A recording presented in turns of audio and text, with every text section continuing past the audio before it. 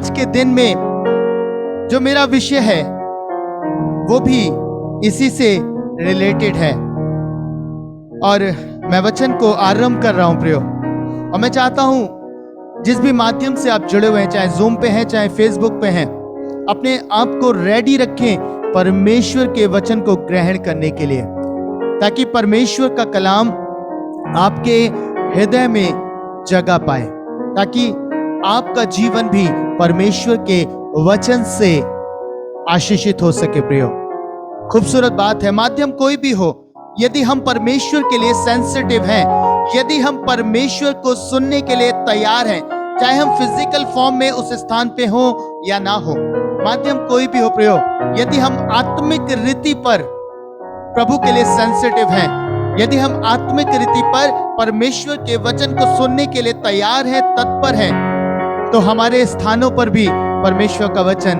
हमारे हृदय में काम करता है। जोर से बोल सकते हैं हालेलुया, हालेलुया, क्योंकि परमेश्वर का वचन सामर्थी है और परमेश्वर का वचन हमारे जीवन में काम करता है।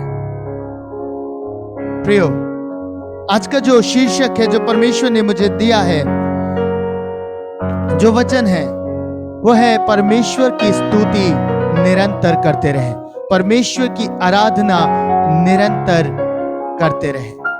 क्या ही खूबसूरत बात है प्रियो। परमेश्वर के वचन में हम चलेंगे और मेरे साथ निकालिएगा भजन संहिता उसका 137वां अध्याय, उसके पहले पद से मैं आपके लिए पढ़ रहा हूं।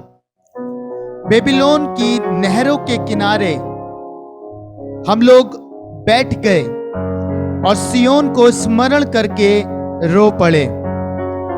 उसके बीच के मजनू वृक्षों पर हमने अपनी वीणाओं को टांग दिया।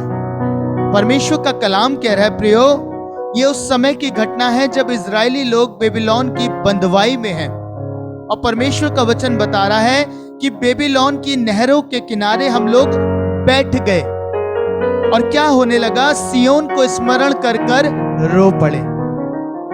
बताइए, इजरायली हैं, बंधुआई में आ गए, पीड़ा के समय में हैं, दुख के समय में हैं, और परमेश्वर का वचन इस बात को बता रहा है कि ये स्मरण करके, किसको? सियोन को स्मरण करके रो रहे हैं, रो पड़े हैं। आप जानते हैं सियोन दर्शाता है आनंद को, आनंद को, हर्ष को।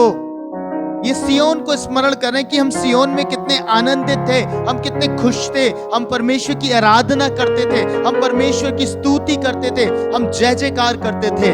पर जब ये बंधुआई में है तो ये रो पड़े हैं, याद कर रहे हैं उस समय को, स्मरण कर रहे हैं उस समय को और रो रहे हैं।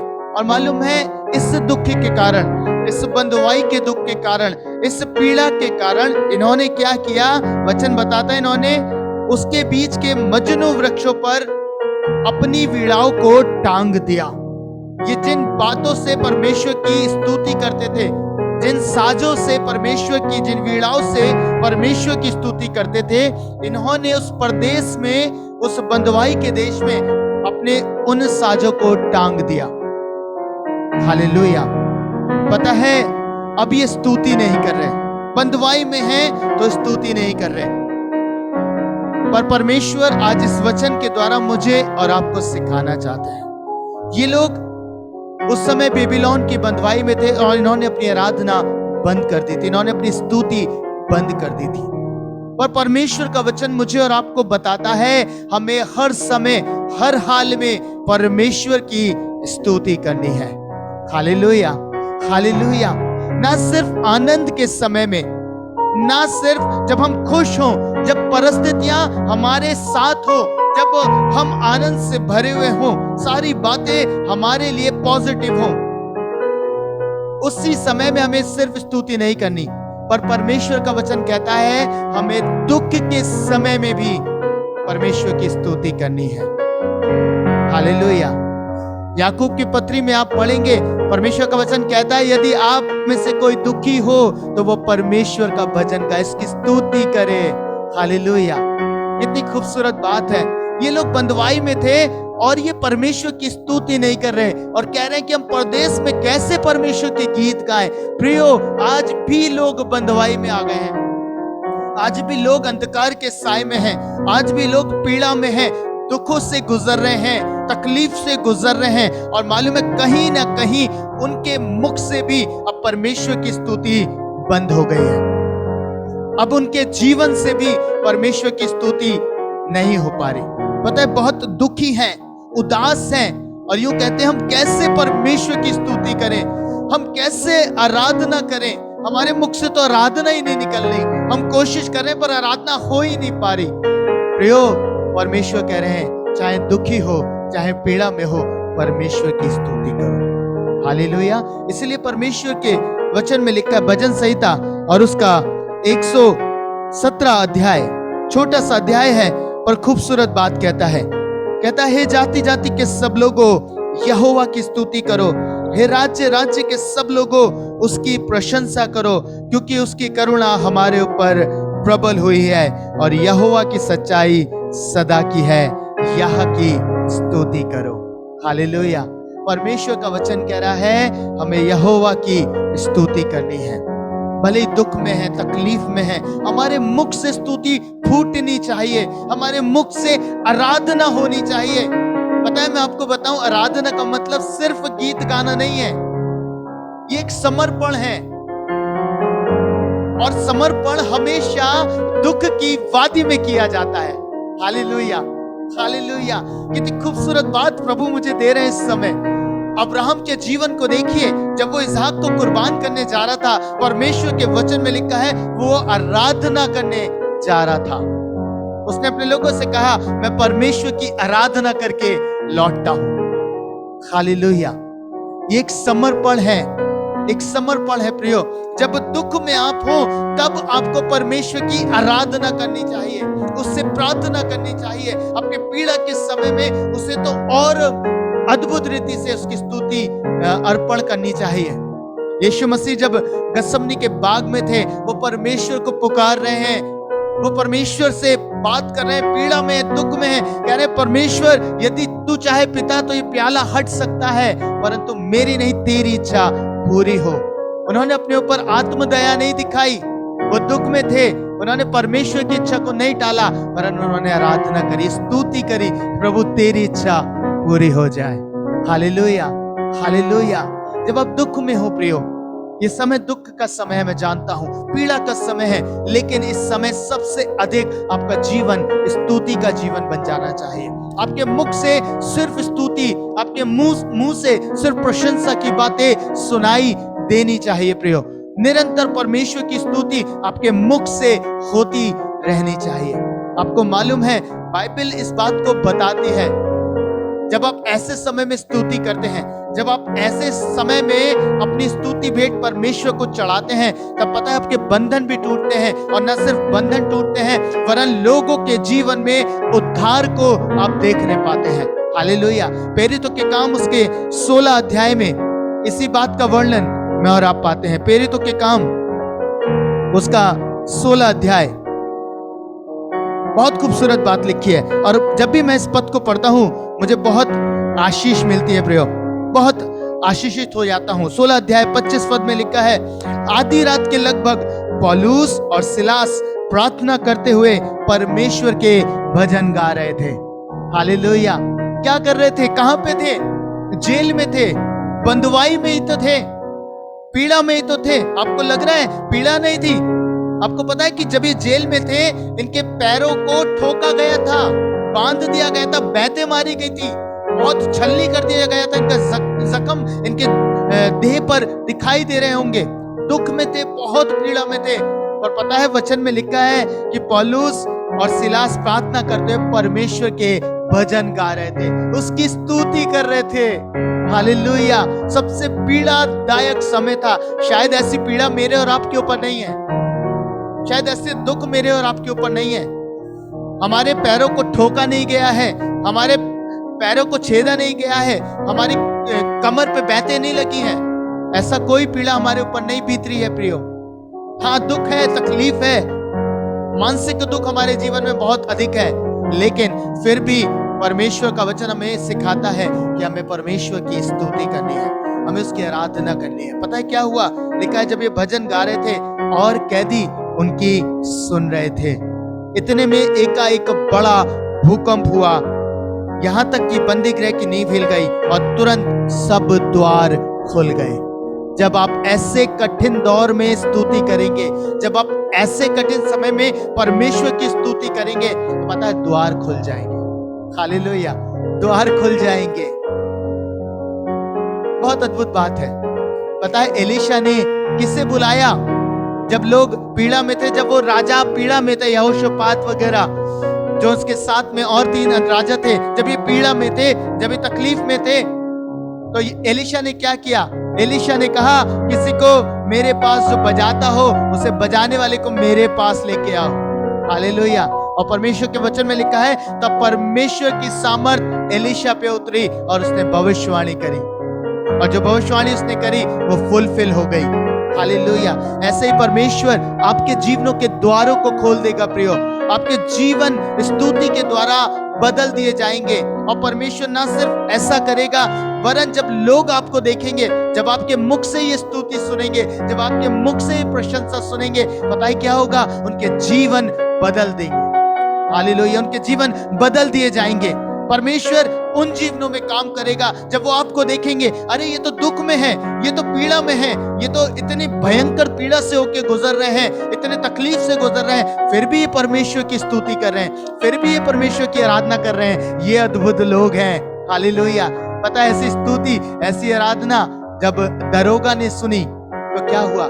बाइबल बताती है परमेश्वर ने उस दरोगा के जीवन को बदल दिया। और 30वें पद में परमेश्वर का वचन कहता है, और उन्हें बाहर लाकर कहा, दरोगा ने सिलास से और पौलुस से कहा कि हे सज्जनों, उद्धार पाने के लिए मैं क्या करूं?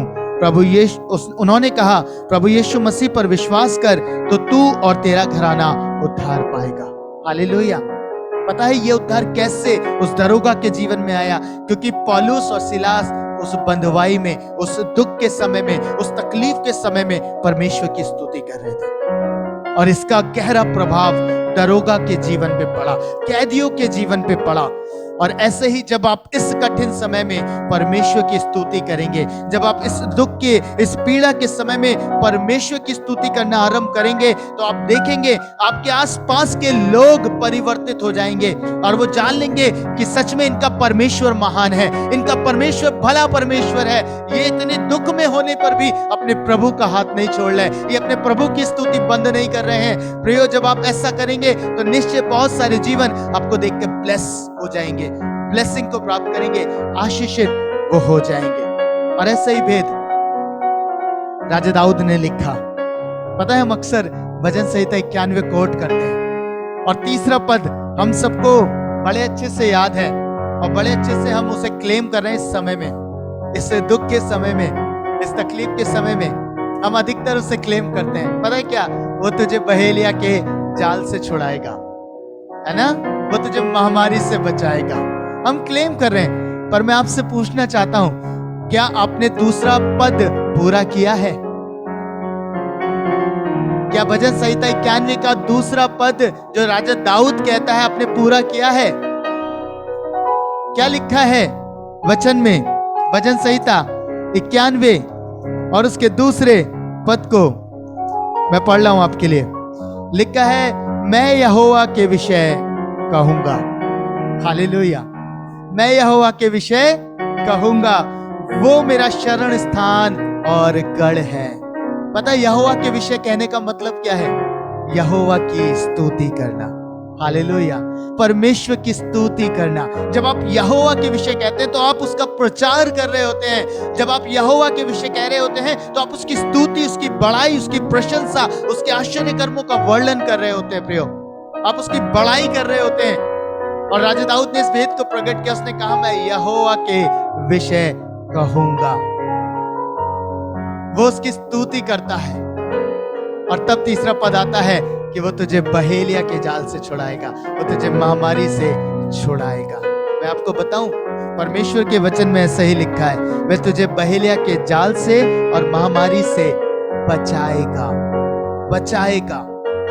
आपके जीवन पे जो भी जाल दुष्ट लगा रहा होगा, जिस भी संकट में आप पड़े होंगे, परमेश्वर कह रहा है उसमें से वो आपको बचाएगा। पर तब बचाएगा जब आपके मुंह से उसकी दूसरे आयत पूरी होंगी कि आप परमेश्वर की स्तुति कर रहे होंगे अपने दुख के समय में, अपने पीड़ा के समय में, अपने तकलीफ के समय में। आपको क्या लगता है ये वचन क्यों परमेश्वर ने कहा?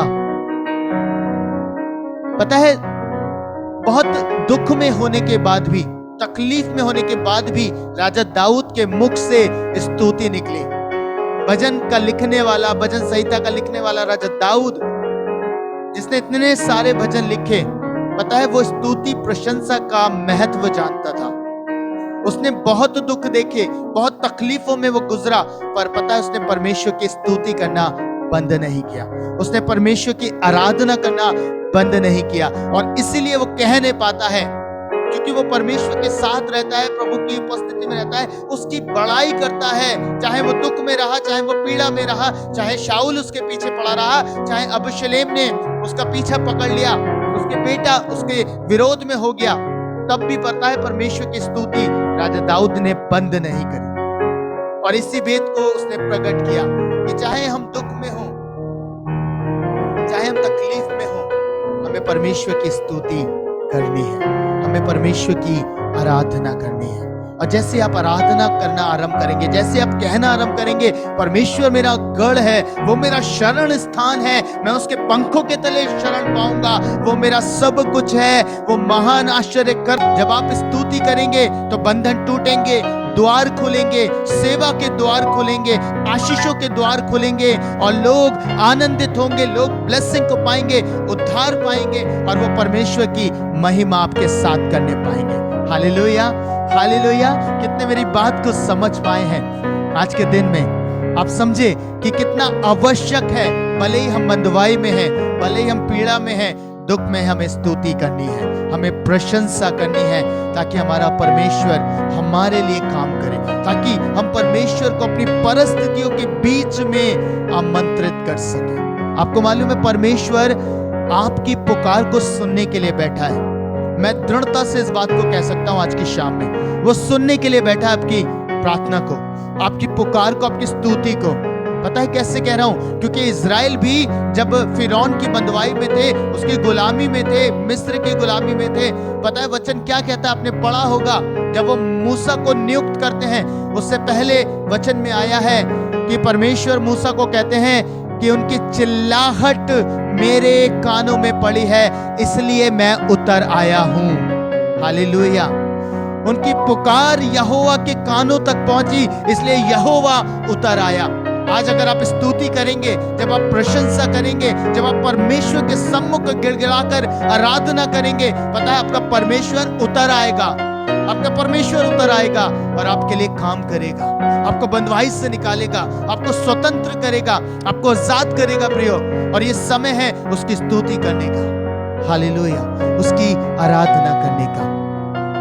जब आप आराधना करेंगे तो परमेश्वर आपके बंधनों को खोल देगा, आपको आजाद करेगा, आपको सुरक्षा देगा। आइए प्रियो, आज जब हमने इस बात को सीखा है, वो इजरायली बंधुआई के प्रदेश के देश में परमेश्वर की स्तुति नहीं कर रहे थे, पर आज मुझे और आपको करनी है। मुझे और आपको परमेश्वर की महिमा का बखान करना है, मुझे और आपको प्रभु की स्तुति, प्रभु की प्रशंसा करनी है। Hallelujah, hallelujah. आइए अपनी आंखों को बंद करें। आज शाम मैं विश्वास करता हूं आपने आशीष पाई है, मैं विश्वास करता हूं आपने परमेश्वर के अनुग्रह को देखा है, मैं विश्वास करता हूं आप अपने मानसिक बंधुआई से आजाद हो रहे हैं। मैं विश्वास करता हूं कि परमेश्वर आपके लिए काम करेंगे, प्रभु आपको आजाद करेंगे।